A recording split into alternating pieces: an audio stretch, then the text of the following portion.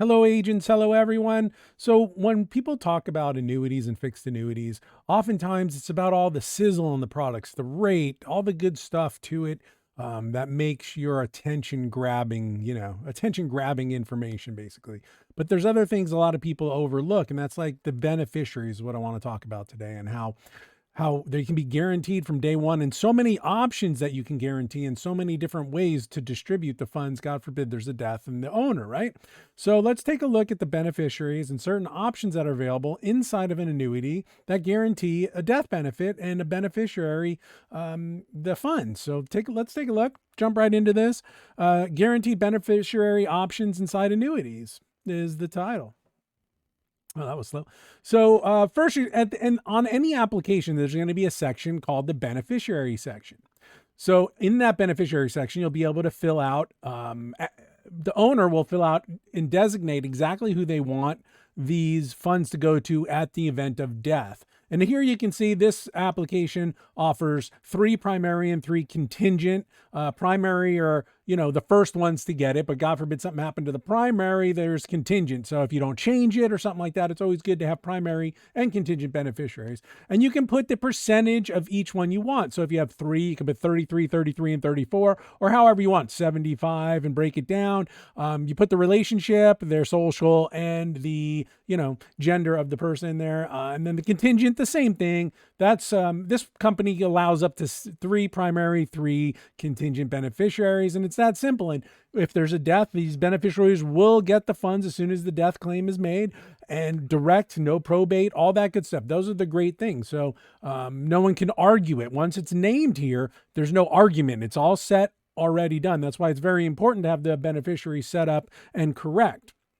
So let's take a look at the beneficiary designation. So not only can you name a beneficiary, you can designate how the beneficiary gets the funds. So there's multiple ways. They can get a full unrestricted amount, a full restricted amount, or a partial restricted amount. So if you say partial restriction here, it'll say how much is the partial and the dollar amount for lump sum. And what does the restriction mean? Well, you can dial in, the owner can dial in from day one how they want this to be distributed. They can be done as a lifetime income, a period certain income, so they can make the payments to the client, to the beneficiary. The client can name the payments to the beneficiary, which is really cool. So if you want your kid to have it or your kids to have it and you want to make sure it's going to last for their life, you can dial it in for a life in 10 or lifetime, so it'll be distributed over their life. Or you can just say 5 years or 10 years or 15 years, and you can tell it if you want it monthly, annually. So honestly, there's even a way maybe you can say, on their birthday, every year afterwards, or whatever, every year I want them to get one payment. So that's how they can do it. And here you can see you can even designate this restricted beneficiary. It's really called the restricted beneficiary if you restrict it, right? And you can designate it to 2, the 2 primary and a contingent, but whatever. And you can add additional beneficiaries as well by clicking this and add more designations. So if you have 10 kids or 10 people you want it to go to, you can do that. And if it's a trust owner, the trust can designate these beneficiaries. So here's just another form. And as you can see here, if it's a spouse who is the surviving beneficiary, they can become the owner. And at that time, the spouse can just name a new beneficiary. So that's why you want to make sure it's set up the way you want. And if you want to restrict it, if you don't want the spouse taking over the contract, if you just want to make sure it pays out, or you want to make sure it pays out a certain way, you can restrict it. Otherwise, there's, features that a beneficiary can take advantage of. So, and if you have more here, this particular client, this particular contract application allows you to add additional document. So you would just add, a sheet of paper with the additional beneficiary information there. And this company also has a restricted beneficiary form. Remember, you have to ask for these restricted beneficiary forms. They're not normally part of the application contract. So here's another one. It's pretty comprehensive, goes through it all. Oh, it also, let's back up a page. It offers a revocable with proper or irrevocable. So they can set it up in the beginning to not be able to be changed. So it supersedes all other beneficiary designations in that case. And again, full restriction, no restriction, partial restriction. And this is area where you can remove the restrictions, all that good stuff, multiple beneficiaries there. And again, you can set it up for single life, period certain, all that good stuff, and how you want the payments to be received.